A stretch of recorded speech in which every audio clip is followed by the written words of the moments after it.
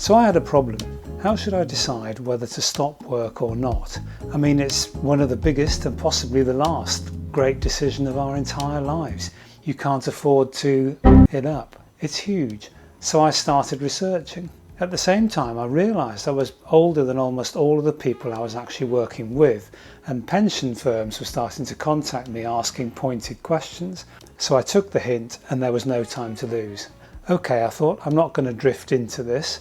I'm going to decide when to stop work, nobody else. But I'm a methodical sort of person, and it was by no means a done deal that I'd actually retire when I was expected to.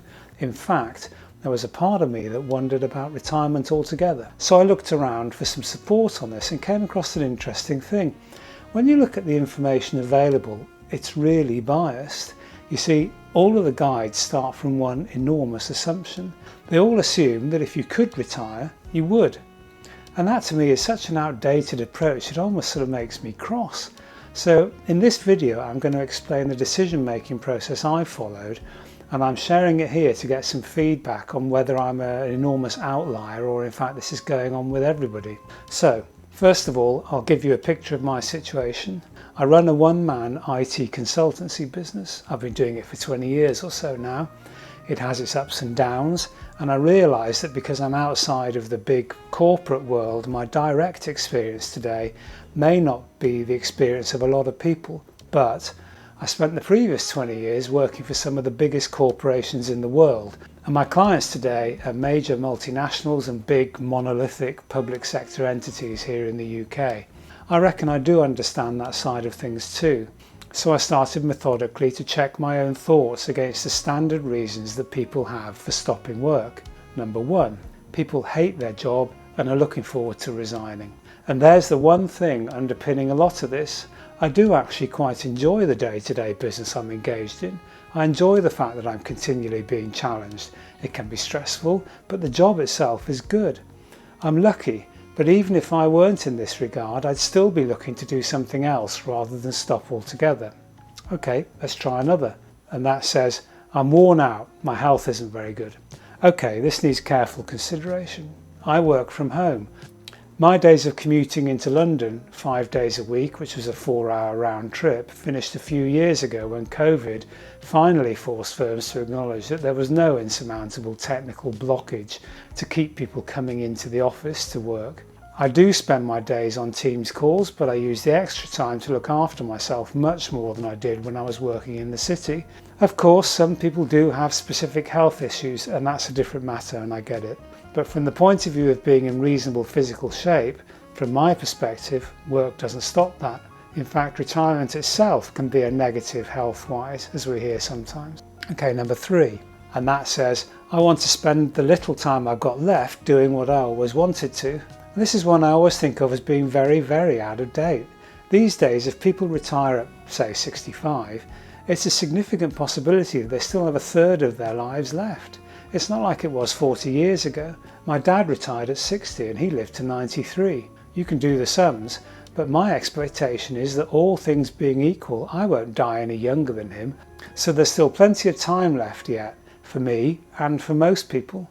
Next up, I've got enough money to see me out without earning any more. Well, only the person with access to the savings accounts knows truly anyone's position, but all I can do is explain a couple of things that we thought about. Firstly, if you stop work, that's it from the earnings point of view, and other than capital appreciation via interest or share price rises, if you like, the last die has been cast. And that's a pretty final position, especially if any bequests you were in line for have been received as well. Your retirement pot is a known entity, but, and it's a big one, you won't actually know whether you've got enough to see you through until you're actually on your deathbed. That's the great unknown. We may have enough, but we may not. Who knows? Now, I've heard many retirees say that they do worry about running out, to the point where they try to live as frugally as possible.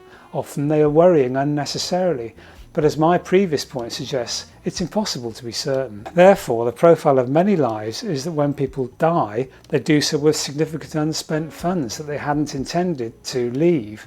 And this book, Die With Zero, makes it clear that it isn't just a wish to leave a legacy for their children. They normally leave much more. My dad used to say that when he was my age, he wanted to keel over spending his last £5 at the bar. Very laudable, but the reality was he could have been buying the whole bar drinks for several weeks with what was left needlessly unspent when he finally did die.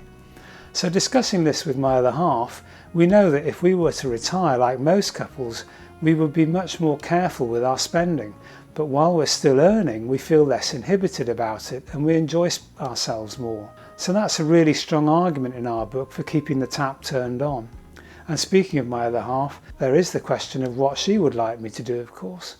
We've talked about this a lot, and two factors are that since my job now is home-based and she works from home too, we spend a lot of every day with each other already, so it doesn't feel like we never see each other. And when we do, we have the wherewithal to treat ourselves properly without worrying if we want to. The last reason feels somewhat more personal, but thinking about it, it may be more universal than I'm guessing. My dad was a pilot. He was very good at his job and he flew royalty after the point where he stopped flying Britain's nuclear deterrent in the Cold War.